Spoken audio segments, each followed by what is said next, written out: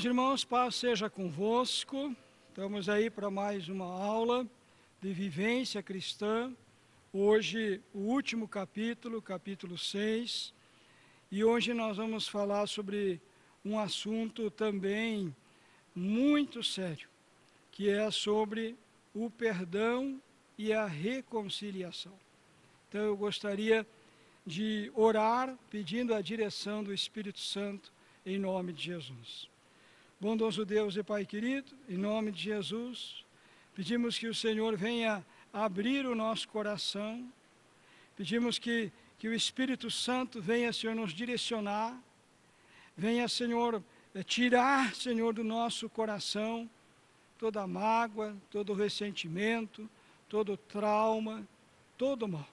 Nos abençoe, Senhor, e fala conosco em nome de Jesus. Amém. Meus queridos, falando sobre perdão, a importância do perdão. O perdão reveste-se de importância capital na vida do cristão, a partir do momento que se torna condição para a consumação de sua aceitação por parte de Deus. O nosso relacionamento com Deus principia com base no perdão. E isto se vê até mesmo na simples oração de confissão que fazemos ao receber o Senhor Jesus Cristo como nosso Salvador pessoal. Tudo começa na nossa vida cristã com o perdão. Se Deus não nos perdoar, nós jamais seremos salvos. Se Deus não nos perdoar, jamais teremos comunhão com Ele. Tudo começa no perdão. Então Deus nos chamou, Deus perdoa os nossos pecados, nos abençoa e nós então podemos ter esta restauração, esta reconciliação com Deus. Assim como podemos ter reconciliações com as pessoas que nós muitas vezes ofendemos, com as pessoas que nos decepcionaram, e nós precisamos acertar, gente, esta questão, porque não podemos carregar em nosso coração o ódio, a mágoa. Isso pode, inclusive, impedir-nos de sermos salvos. Como assim, pastor?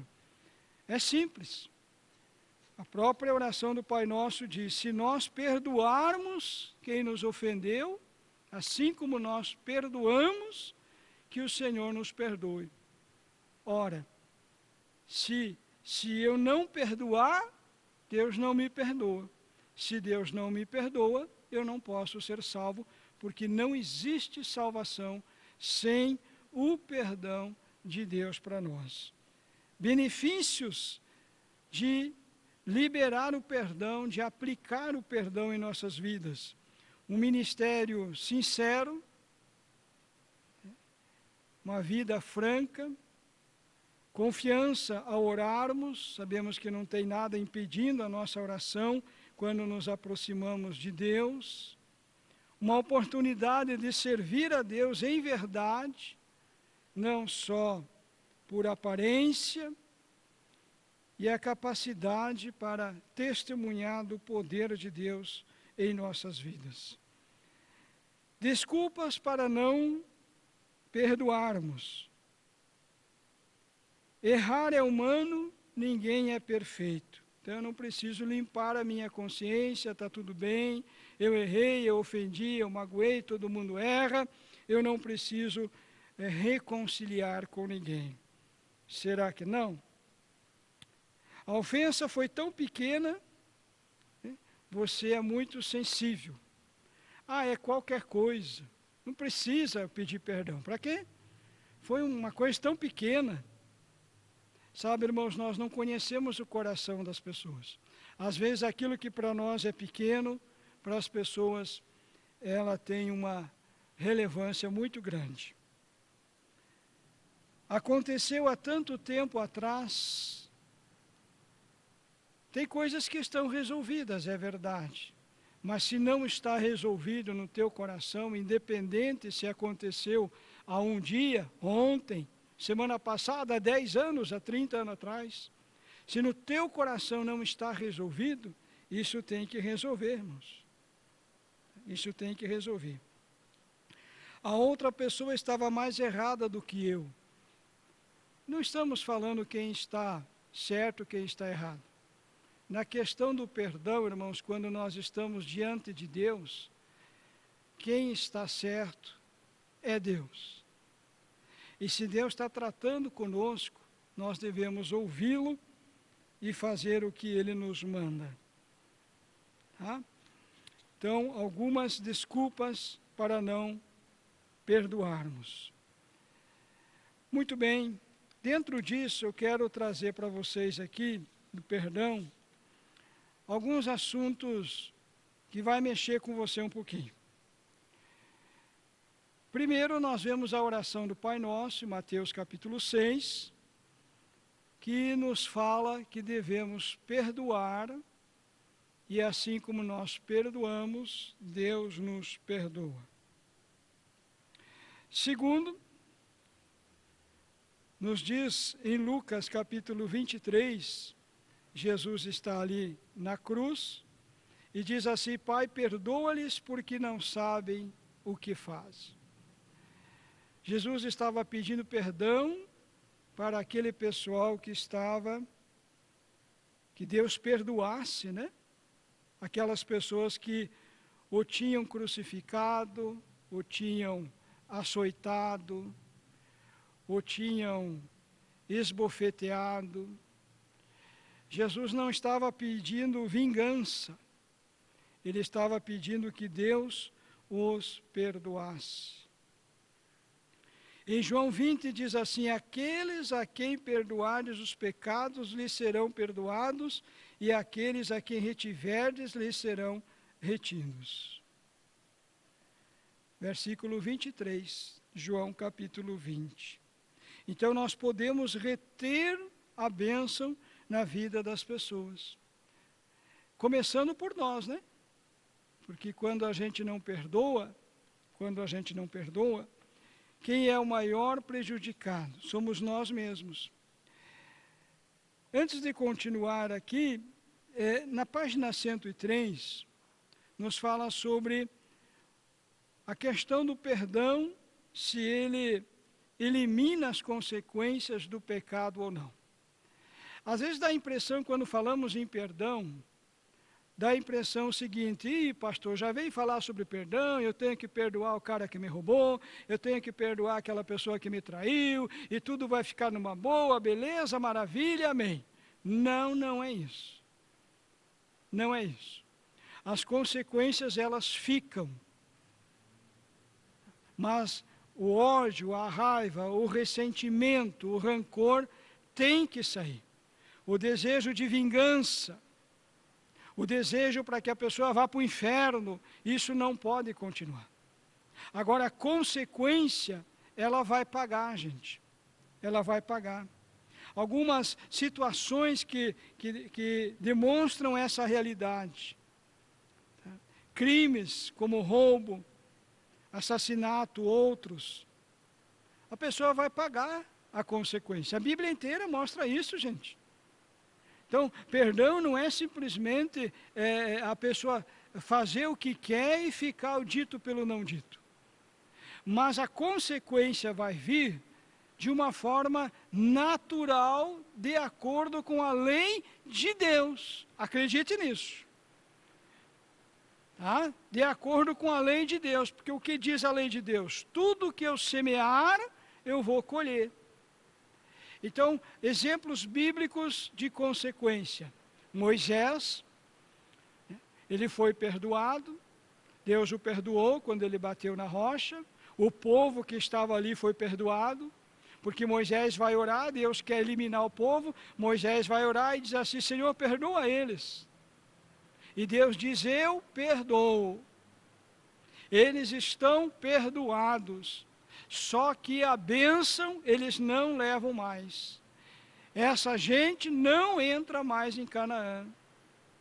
Deus perdoou Moisés, mas também não permitiu ele entrar em Canaã. Olhamos para Davi. Davi cometeu homicídio, cometeu adultério, homicídio. E ele passou por 25 anos de consequências terríveis na sua vida. Terríveis. Deus não livrou ele das consequências. Cremos que ele foi perdoado porque logo quando o profeta diz a ele a respeito do seu pecado, né? Davi vai correndo escrever o Salmo 51. E neste salmo ele diz assim: Senhor, não afaste de mim a tua presença, o teu Espírito Santo, a tua salvação. Então Davi, apesar de ter pecado, ele continuou com Deus. Ele não abandonou a Deus. Foi um filho pecador, mas continuou sendo filho de Deus. Pagou as consequências e continuou servindo a Deus. Davi nunca abandonou a Deus, irmão. Porque o pior pecado depois da blasfêmia contra o Espírito Santo, que só Deus sabe julgar essa situação, não acredito que alguém possa julgar, porque só Deus conhece o coração da pessoa. Mas depois deste pecado, o pior pecado nós vemos é a pessoa virar as costas para Deus, abandonar a Deus. E Davi nunca abandonou a Deus. Errou, mas não abandonou a Deus. Pecou, mas não virou as costas para Deus. Então, por isso que o coração de Davi era segundo o coração de Deus. Então, meus irmãos, a consequência, ela fica. Tá? Consequência, ela fica. Dentro disso, quero falar primeiro a questão de perdoar e pedir perdão. Perdão é uma questão de decisão. Muitas vezes a pessoa não está com o coração alegre para perdoar. Muito pelo contrário. Mas ela toma a decisão de perdoar. Senhor, em nome de Jesus eu vou perdoar. Não estou feliz, não estou contente, mas a minha decisão é liberar o perdão. Como Jesus pediu que Deus perdoasse os seus ofensores. Perdoar é esquecer? Claro que não. Tem coisas que aconteceram na nossa vida há 30 anos atrás que a gente se lembra como se fosse ontem. Perdoar não é esquecer. Mas você, quando lembrar, não vai sentir a tristeza, não vai sentir a angústia, não vai sentir a raiva, o ódio, o rancor, porque o teu coração está limpo. Você vai se lembrar da situação sempre, mas também vai se lembrar da obra maravilhosa que Deus fez na tua vida. Tá? É necessário procurar a pessoa para pedir perdão? Sinceramente, não sei. Depende da situação. Se às vezes você falou alguma coisa contra alguém e essa pessoa não sabe,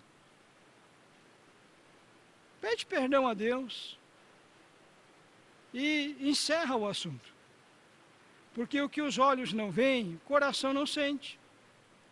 Eu lembro de uma vez de uma irmã que me procurou e disse assim que não gostava, né, de mim, na minha postura como pastor, no início do ministério na igreja, achava muito ruim, etc., muito exigente, mas Deus foi trabalhando no coração dela e ela disse que ela compreendeu que a igreja tinha que ter regras, que então eu estava certo, não podia deixar de qualquer maneira. Eu confesso, irmãos, que ela sentiu-se livre e abençoada, mas eu não. Eu preferia não ter escutado aquilo, sabe? Preferia não ter escutado. Porque a partir daquele momento, meu coração assim, eu fiquei pensando, puxa vida, a irmã pensava isso de mim. E levou algum tempo para aquilo sair do meu coração. Porque é a tendência natural, né? De você se afastar da pessoa que te critica, você se afastar da pessoa que que fala mal de você. Então, conforme a situação, eu não sei se deve procurar ou não. Mas você tem um professor, você tem alguém que vai te orientar, que sabe de todas as coisas. Conhece a tua vida, conhece a pessoa que te ofendeu, conhece o teu coração, conhece o coração dela. Então, ore a Deus e pergunte ao Espírito Santo se você deve procurar, em certos casos, na maioria com certeza sim, mas se você deve realmente procurar a pessoa que nem está sabendo o que você falou, né? Se você deve procurar ela ou não. Que o Espírito Santo te dirija, te oriente, tá bom? Eu não tenho a resposta. O que eu quero dizer é que você ore pedindo ao Espírito de Deus a direção se você deve procurar a pessoa que não está sabendo do que você falou, se você deve procurar ela e pedir o perdão ou não. Peça a direção de Deus. Tá bom? A Bíblia diz, se deixares a tua oferta no altar, né, te lembrar que teu irmão tem alguma coisa contra você, você deve voltar, deixar a oferta no altar, né? Senão muitos usariam isso como desculpa para não ofertar.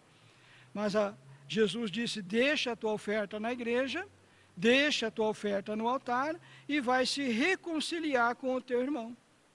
E depois que se reconciliar, a tua oferta ela é consagrada, ela é apresentada a Deus. A bênção vem sobre aquela oferta depois que você se reconciliar com o teu irmão. Mas Jesus disse, deixa ali, diante do altar, a tua oferta e vai se reconciliar com o seu irmão. Então a questão do perdão, ela influi em muitas bênçãos que às vezes ficam retidas, né? A falta de perdão, ela retém bênçãos em nossas vidas. Quero dividir em três partes essa questão do perdão. Primeiro, perdoar a si mesmo. Mateus 22, 39 diz, amarás o teu próximo como a ti mesmo. Gente, quando você errar, quando você tiver algum deslize, aprenda uma coisa, você continua sendo filho de Deus. Desobedeceu, errou, mas continua sendo filho de Deus. E como filho de Deus, nós devemos obediência e satisfação a Deus e não ao diabo. Porque nessa hora o acusador entra em cena e ele começa a falar um monte de mentiras. Que você não serve mais, você não vai ser mais usado por Deus, tem que abandonar tudo, olha o que você fez, Deus não quer saber mais de você. E as pessoas começam então a conversar com o inimigo, dar satisfação para o diabo. E aí o que acontece? Ela vira peteca do diabo. Não sei se vocês conhecem isso aqui, chama-se peteca. Ó. A gente brinca assim, ó. Tá? Nosso tempo de juventude, uma das brincadeiras era essa, peteca. Eu jogava lá de um lado para o outro, como se fosse uma bolinha. E muitas vezes a pessoa que não perdoa, a pessoa que muitas vezes errou, ela fica conversando com o diabo fica assim, ó, jogando de um lado para o outro, joga para lá, que é assim, a gente joga um para o outro, pá, pá. Não seja peteca do diabo, não seja peteca do diabo. Você não tem que dar satisfações a ele, você tem que ir diante do Senhor, confessar o seu pecado, pedir o perdão de Deus, pedir a restauração. Perdoe você mesmo, irmão. Tenho certeza que estou falando para pessoas que precisam liberar o perdão para si mesmo. Para si mesmo. Pare, irmão, de lamentar. Pare de achar que a vida não presta mais para você. Tira esses pensamentos malignos da tua mente. Em nome de Jesus, se volte para Deus. Peça a ajuda do Senhor. Peça o perdão do Senhor, mas perdoe você mesmo. Libere o perdão para você mesmo, em nome de Jesus, e continue servindo a Deus. Não guarde nenhum mal no teu coração, não guarde nenhum rancor de você mesmo. Eu errei, mas eu me consertei, eu fui para o Senhor. É assim que devemos agir. E o Senhor me abençoou, e o Senhor me perdoou. Paguei a consequência, mas estou aí vivendo uma nova vida, estou aí servindo a Deus, estou aí buscando ao Senhor, e Deus vai me abençoar, porque eu mudei. Então perdoe a si mesmo. Muitas vezes precisamos, irmãos, pedir perdão ao ministério. Quantos crentes andam em rebeldia, às vezes porque o pastor não fez a sua vontade, porque a igreja não está correspondendo. Sabe, tem muito de mimimi dentro da igreja. Sabe, irmãos, que nós possamos crescer, saber que num grupo de pessoas as opiniões são diferentes. Temos que ter maturidade para ter bons relacionamentos. E o perigo, irmão, de você se levantar contra uma autoridade espiritual é você atrair sobre si maldições.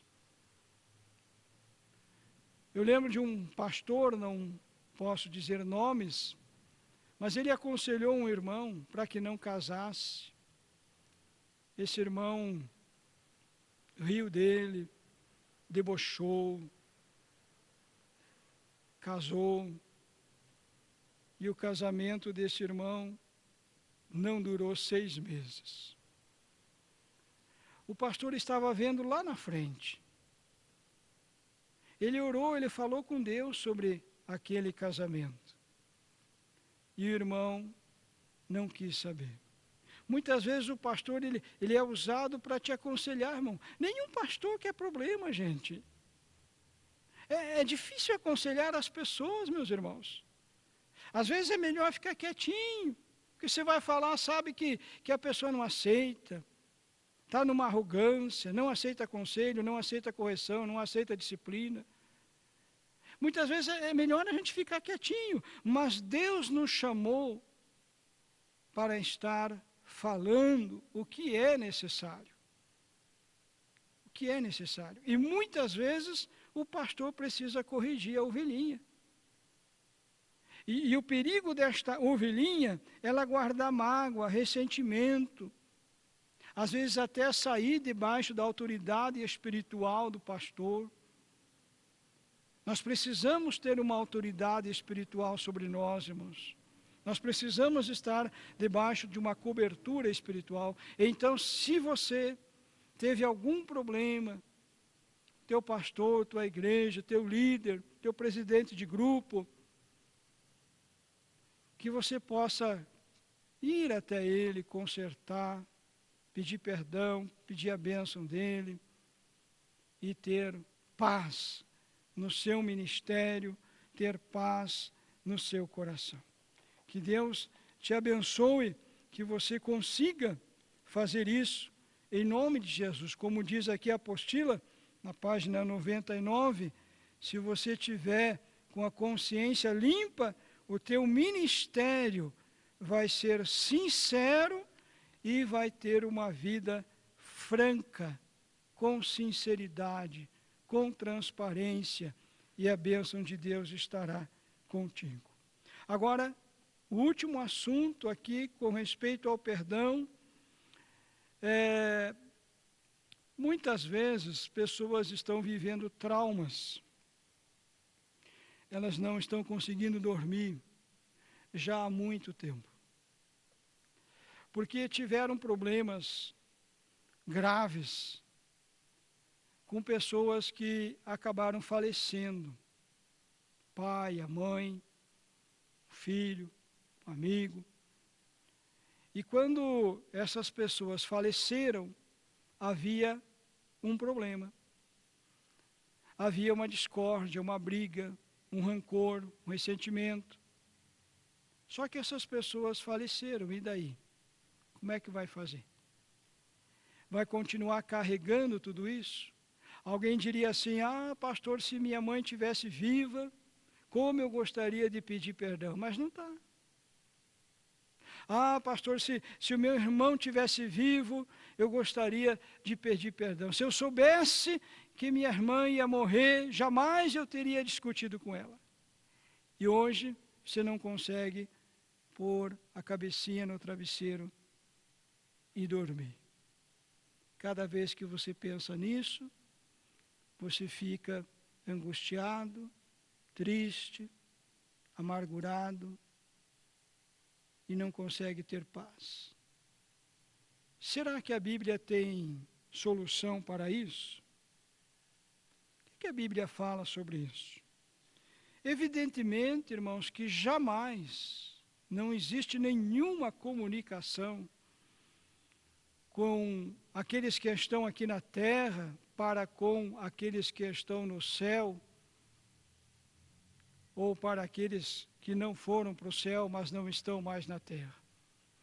Em Lucas capítulo 16, Jesus nos conta uma história, algo real, verdadeiro, que aconteceu na época de Moisés, e ele deixa bem claro esse texto, Lucas 16, 19 a 31, que não há como haver comunicação com aqueles que morreram. Então, o que fazer? Eu lembro de uma vez, meus queridos, que eu estava orando no hospital por um senhor, e cada vez que eu colocava a mão sobre ele, ele chorava. Um senhor forte, grandão. E eu achei estranho isso, porque toda vez que colocava a mão ele chorava. A enfermidade dele era um tipo de uma alergia, ele ficaria bom, estava fazendo um tratamento, e ele iria embora, ele não ia morrer. Então, por que estava chorando? Então, colocando a mão sobre ele e orando por ele, isso já há muitos anos, eu disse para ele: por que cada vez que eu oro pelo senhor, o senhor chora? E ele me disse: eu lembro da minha filhinha. Um dia, eu fui sair de casa com meu carro, a minha filhinha pequenininha foi atrás do carro, eu não vi e atropelei e matei ela. Cada vez, moço, que você coloca a mão sobre mim, isso veio à minha mente. E aí eu pude trabalhar com ele, falar com ele, instruí-lo, para que em nome de Jesus ele fosse liberto daquela situação. Mas o que fazer? Falar com a filha? Não pode. Falar com quem já morreu? Não pode. Mandar recado para quem está morto? Isso não existe, gente. De maneira nenhuma. Então, o que fazer? Lembro-me do caso da minha esposa. Ela tinha, entre muitos irmãos, ela tinha um. E esse rapaz, ele acabou falecendo. Ele aceitou Jesus como Salvador. Teve um problema renal. Foi o primeiro da família deles, do lado da minha esposa, a ir para Cristo. Depois, muitos outros foram, porque a família realmente é muito grande. Mas foi o primeiro e acabou falecendo. Só que quando ele faleceu, a minha esposa não estava falando com ele. Ela não estava. Então ficou por bobagem, irmãos. Por bobagem. Coisas aí que mínimas. Mas ela não estava falando com ele. Muito bem. Um dia eu estou dando aula e vou para o ITQ. E a minha esposa estava com um problema de ordem física, não posso detalhar aqui, vou resumir. E quando chegamos no ITQ, eu disse para minha esposa: você fale com a pastora fulana e peça oração para ela. A pastora orou e disse para ela assim: olha, você tem um problema no teu coração, na tua alma, que você precisa tratar com Deus. Ela foi teimando por um bom tempo, dizendo que não tinha nada, mas eu, conhecendo a professora, que também foi minha professora, excelente professora, eu sabia que é uma mulher que não é de falar as coisas de graça. Eu sabia que se Deus tinha mostrado para ela, realmente havia alguma coisa que precisava ser acertada. Então nós fomos para casa, e aí eu deixei a minha esposa sozinha na sala, porque tem momentos que nós temos que ficar sozinhos com Deus, senão outra pessoa nos atrapalha. E eu fui para o quarto, e eu fui assistir um filme, até para não ouvir a oração dela.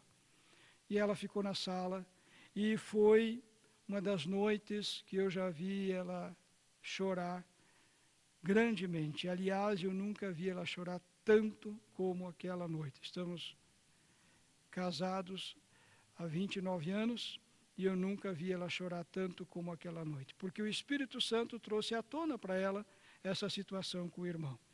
Então, ela pediu perdão a Deus. Ela não podia pedir perdão para o irmão, mas para Deus sim. Ela pediu perdão a Deus, e ela foi liberta aquela noite, e o problema que ela tinha de ordem física, quando ela acordou no outro dia, ela estava curada. Então, irmãos, o perdão é uma coisa muito séria, sabe? Não guarde no teu coração. Nós não podemos conversar com quem já morreu, mas a Bíblia tem um versículo em Hebreus 13:17 que diz assim, aliás, Hebreus 13:17 não, desculpe, deixa eu voltar aqui, Hebreus 4:12, porque a palavra de Deus é viva e eficaz e mais penetrante do que espada alguma de 2 gumes, e penetra até a divisão da alma e do espírito, das juntas e medulas, e é apta para discernir os pensamentos e intenções do coração. Pegue esta palavra para você, meu irmão, e ore em cima desta palavra, desta promessa. Hebreus 4:12. Eu não posso falar com aqueles que morreram, mas eu posso pedir perdão a Deus. Eu posso pedir que o Senhor tire isso do meu coração. O Espírito Santo, a palavra de Deus, vai penetrar em nossos corações e vai estar nos limpando de todo este mal. Nós vamos se lembrar das situações, sim, queridos. Vamos se lembrar, sim, não vamos esquecer. Mas quando nos lembrar, nós vamos lembrar do perdão de Deus, da libertação de Deus. Então, aquilo que você passou com alguém que acabou falecendo e não houve tempo de você ter reconciliação com essa pessoa, não houve tempo de você pedir perdão, abra a Bíblia em Hebreus capítulo 4, verso 12, depois lá no teu quarto, quando você estiver sozinho, fale para Deus o que aconteceu, coloca diante de Deus toda essa situação e toma posse da bênção e deixe o Espírito Santo tirar todo este mal do teu coração, da tua alma, do teu espírito. Amém? Que Deus te abençoe grandemente em nome de Jesus. Muito bem, meus irmãos, nós estamos assim encerrando este módulo de vivência cristã. Que Deus abençoe vocês grandemente. Espero que estas aulas tenham sido uma grande bênção na vida de vocês, como foi na minha vida. Que Deus seja louvado. Nós vamos orar, encerrando. Que Deus abençoe a tua família, né? Que está a família, ó. Deus te abençoe, que você tenha comunhão com a tua família, que a tua casa seja uma bênção, que a casinha, ó, Deus te abençoe grandemente, em nome de Jesus, haja o perdão, haja a reconciliação, haja a restauração do relacionamento com a sua família, em nome de Jesus, e com aqueles que não são da sua família, mas que também você enfrentou dificuldades tremendas e hoje pode estar liberando este perdão, para que você possa dormir, né? Dormir assim, ó, sossegado, com a consciência limpa, como diz a apostila, em paz, tranquilamente, sem ter nada que te acuse.